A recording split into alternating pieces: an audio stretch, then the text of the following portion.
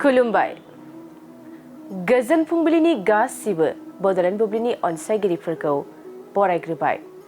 दिनै 23 सेप्तेम्बर समबारनि फान्जामुथिखौ फरायथिनो लादों आं किलिकां ब्रह्मआ। फान्जामुथिनि गिबियाव दं मेष राशि। धोन दौलतआ जोबस्रांलांनो हागौ, न'खराव गोजोन गैयै जागोन। वृष राशि। गोदान जिउ मोननाय बायदि मोनगोन, गिदिर खैफोदनिफ्राय रैखा मोननो हागौ। मिथुन राशि।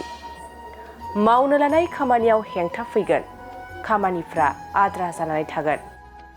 कर्कट राशि। नंखाय बाथ्रानि थाखायनो गाज्रि मुं गोसारगोन, गुबुना गाज्रि नोजोरजों नायगोन।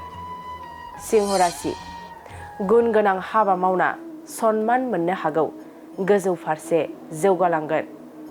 कन्या राशि। हरखाब जेंनायाव गोग्लैनो हागौ, गोबां दुखु दाहा सहायनांगोन।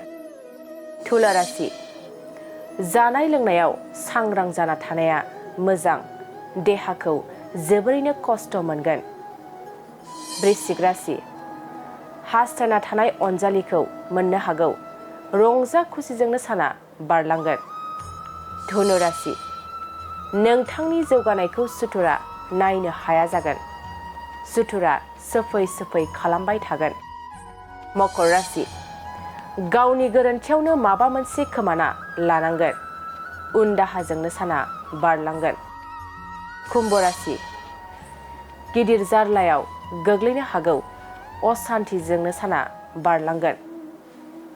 मीन राशि। गोदान मिजिं लानानै आगान सुरनो हागोन, गोसोआव गोथार साननाय फैगोन।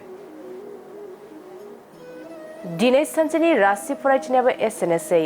आसा खालामो नोंथांनि दिनैनि साना मोजाङै मोजां थांगोन, बेखौ बड'लेण्ड बुब्लि न'खरनिफ्राय मिजिंथिबाय। गोजोन्थों। बाजाज बाइक सालायनो मोजां मोनग्रा रायजो राजाफोरनि थाखाय मोनसे गोजोनथाव खौरां। सेरफांगुरि बाजाज श'रुमआ फुजा 2024 धामाका अफार होगासिनो दं। क'क्राझार जिल्ला सेरफांगुरियाव थानाय फुंखा इन्टारप्राइज बाजाज श'रुमआ सेप्तेम्बरनिफ्राय 30 अक्ट'बर फुजा 2024 धामाका अफारनि खाबुफोर होगासिनो दं।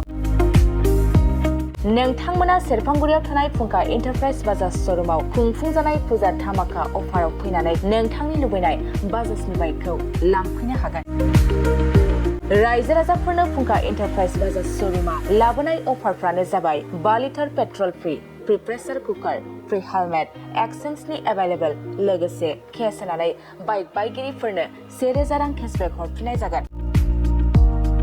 आरो बाइक बायगिरिफोरनो फ्रि लटारि कुपनबो हरनाय जागोन। बे लटारि कुपनाव जाखाङोब्ला washing machine, refrigerator, android TV, smart watch आरो एन्ड्रइड फन बेफोर मोनबा प्राइजफोरखौ मोननो हागोन। नोंथाङा आबुङै मिथिबावनो थाखाय 6003817191 9101598021 आरो 9101547892 जानबुं नाम्बाराव खौरां लाहरनो हागोन।